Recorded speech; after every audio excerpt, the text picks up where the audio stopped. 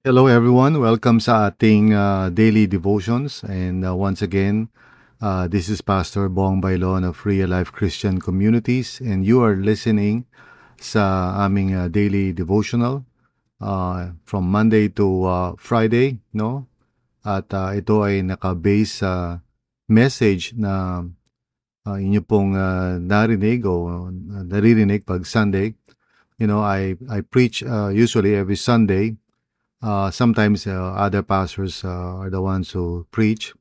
But right afterwards, from Monday to Friday, ay ina-unpack natin yung mensahe na yun through daily devotions. So, binabalikan natin yung mensahe and this time we are diving in deeper and we're looking at it in a more focused way. Each passage or each verse na ating tinalakay on a Sunday. And so we're going back to that. In this case, last Sunday, I preached on Ecclesiastes chapter 1, verses 1 to 11, which is the introduction of a sort of difficult book to read. Pero once you understand it, you would appreciate na it really belongs dun sa tinatawag na wisdom books of the Bible, no? Together with Proverbs and Psalms and Song of Songs, etc. So, in other words, itong Ecclesiastes, though difficult to read, really is very important for us to meditate upon para matuto tayo ng especially itong pinag-uusapan natin for the month of November, clarity in the chaos, yun ang ating theme.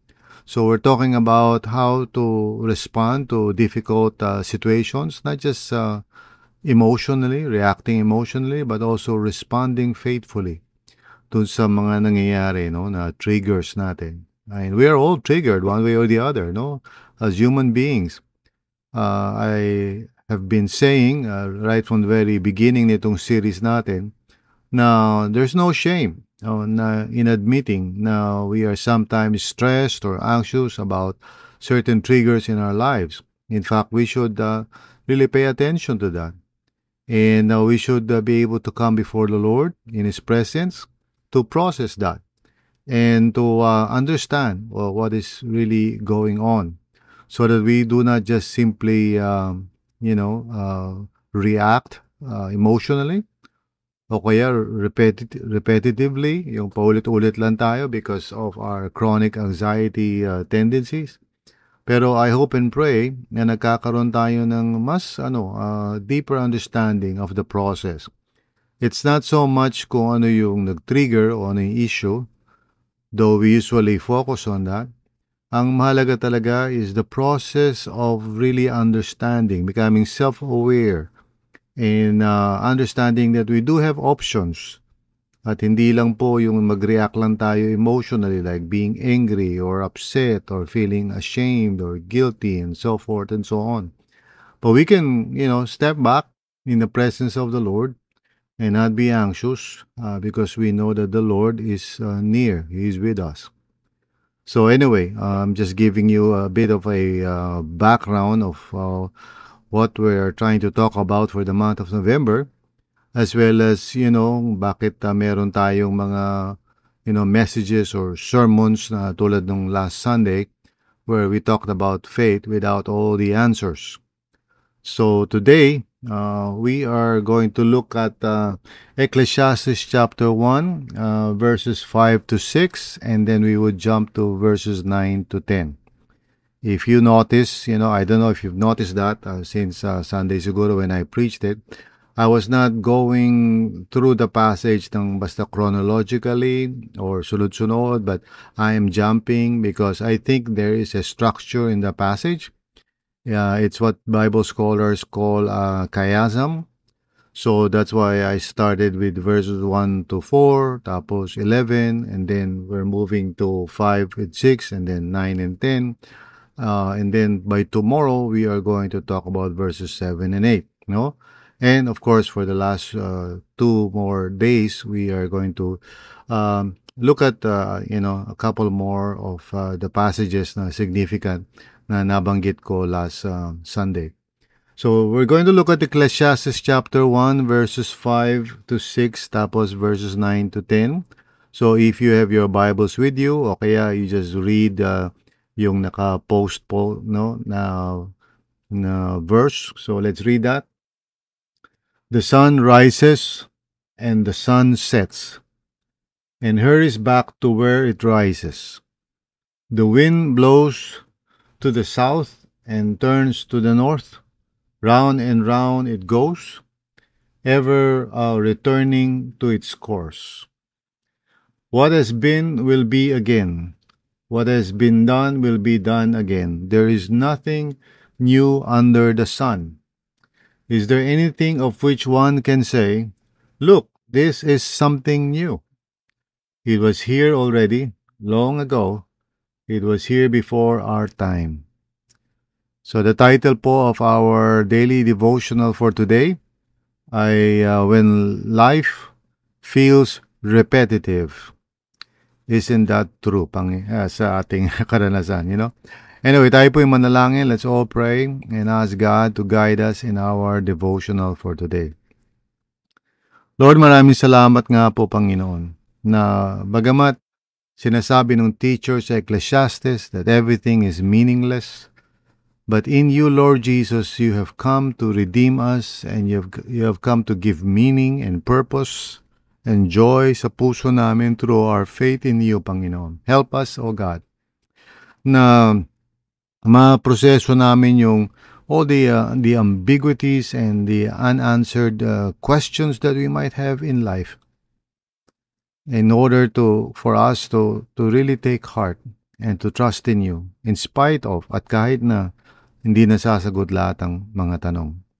Maraming salamat po, Panginoon. You are a good, good Father to us, and you love us and care for us and want to give us peace. So, Lord, we long for that peace. We long for the peace of God that passes all understanding. So, shield our hearts, guard our hearts, Panginoon, according to your promise. This we pray in Jesus' name. Amen and amen. Ating basahin yung explanation, no? Sa ating show notes. The teacher observes that life seems to move in endless cycles. The sun repeats its course, the wind circles endlessly, and human history seems to recycle itself. When everything feels the same day after day, it's easy to wonder if your life is actually moving anywhere. Without God, repetition can feel pointless, like you're running but not getting anywhere. So tayo po ay manalangin. Dear Lord, ganun nga po talaga, Panginoon, na ang maaaring maranasan namin, but we just pray right now. May you come and help us, O Lord God, to process this. In Jesus' name, amen. Now, I apologize. I was prompted to pray again kasi truly, yung passage na to is quite challenging. Dahil nga, totoo, no? All by itself, if we just observe, look around, or maybe sa experiences natin, merong ganong talagang tendency to think na parang paulit-ulit lang ang mga bagay-bagay. There's monotony and we feel like walang pinupuntahan, no? If we're really honest, sometimes it feels like that. Of course, not necessarily it is like that. It's just that ganun yung feeling, no? Especially, pag nakatingin lang tayo sa mga bagay-bagay sa mundong ito, like, if you are a employee, you go to work, you do the same thing over and over again. If you are a housewife, ganyan din, So there are many things in this life, and if we're only just going to look at life by itself, nang wala tayong tamang perspective, things can really become repetitive and walang purpose. Parang saan ba ito pupunta? Now, of course, yun nga yung sinasabi natin, na in Christ Jesus, we find meaning and purpose even though as we look around life itself, it may seem na parang meaningless or purposeless.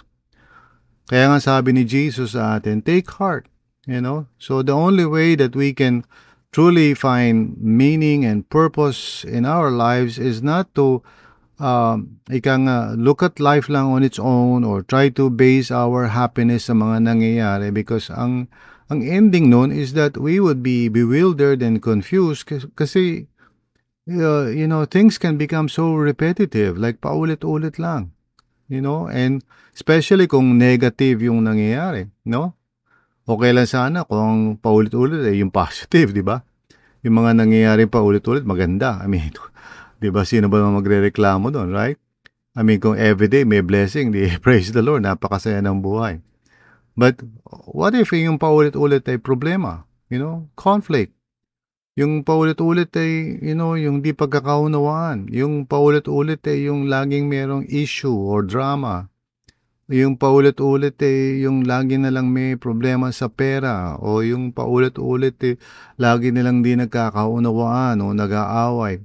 What if kung yun yung paulit-ulit? No? Then life becomes talagang napakahirap harapin. And if our faith is based lang on what we see or experience, then talagang mabigat yun.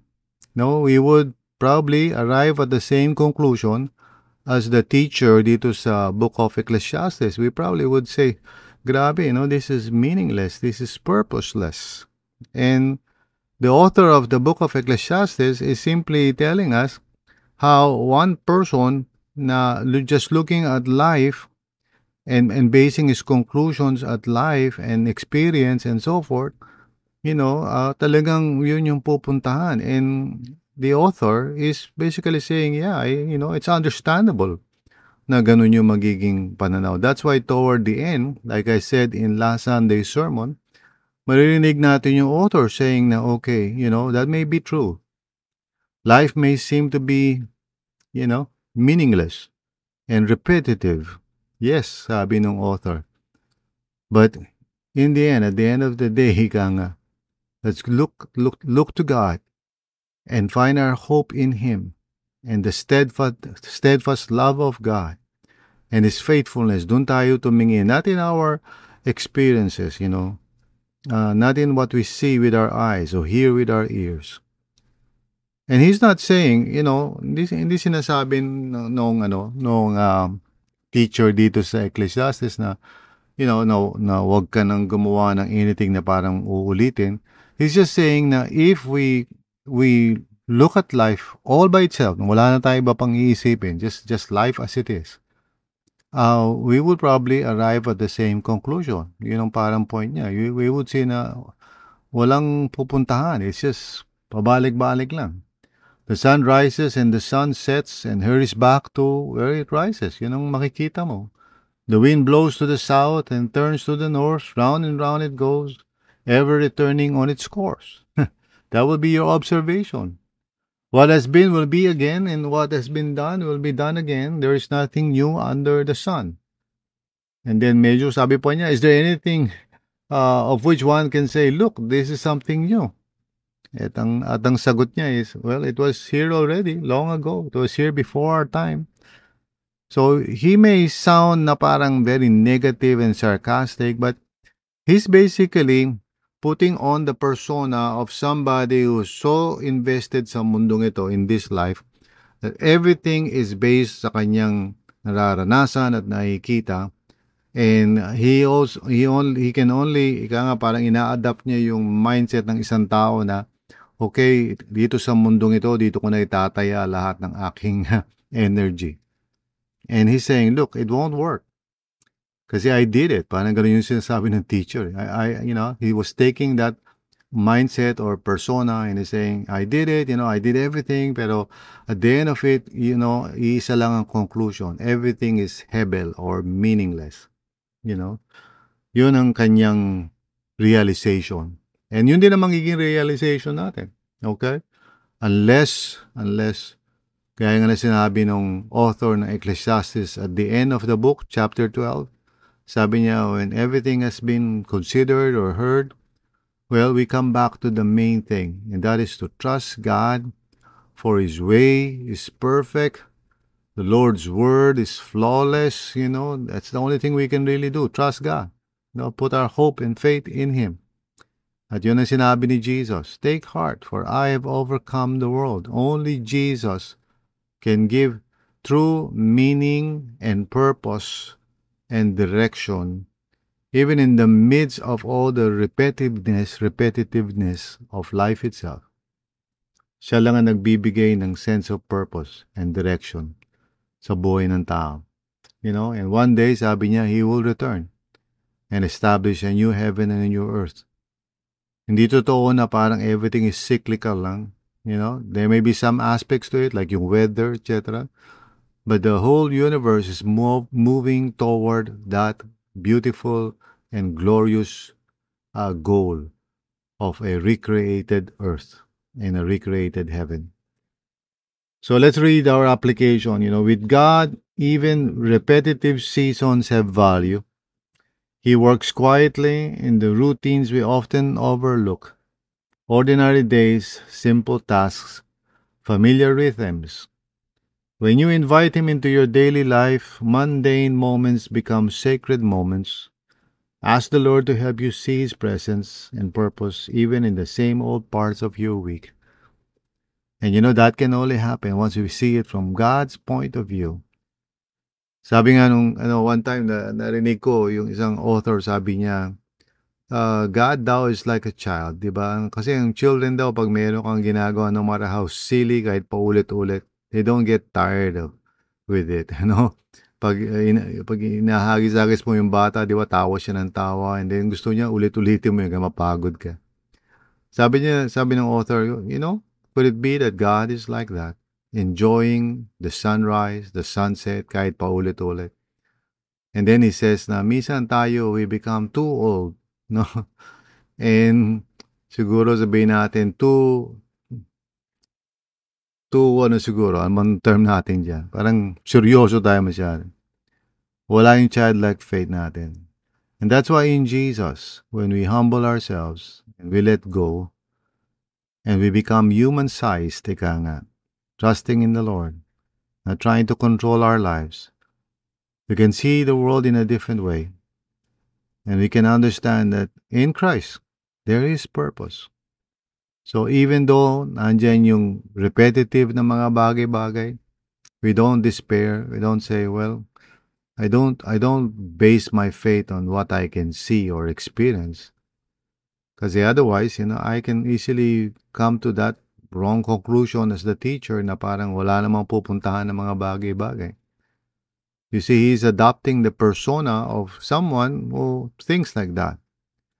And he's saying, well, if you do that, if you just based your faith on what you see and what you experience, you would have a very difficult time trying to integrate your faith with the reality, or shall we say, the inconsistency of what we see and observe in life.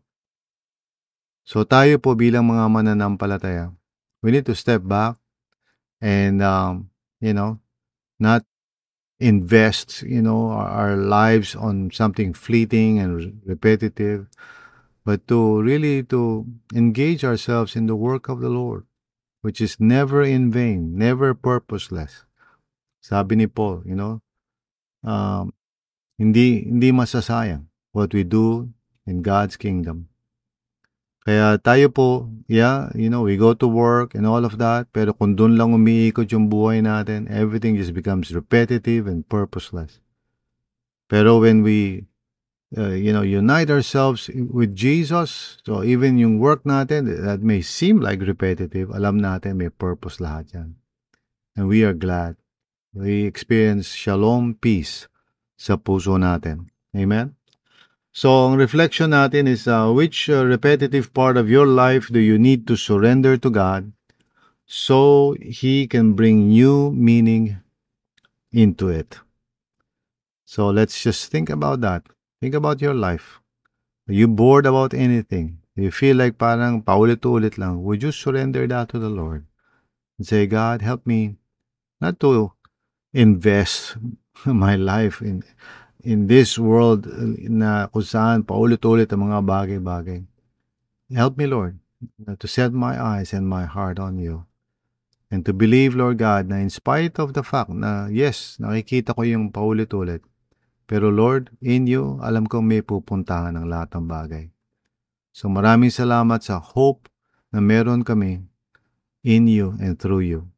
Tulungan niyo po kami, Panginoon, as we live each day, in spite of the repetitiveness of things. Trusting, O Lord, that in you, Panginoong Jesus, we know may pupuntahan lahat ito.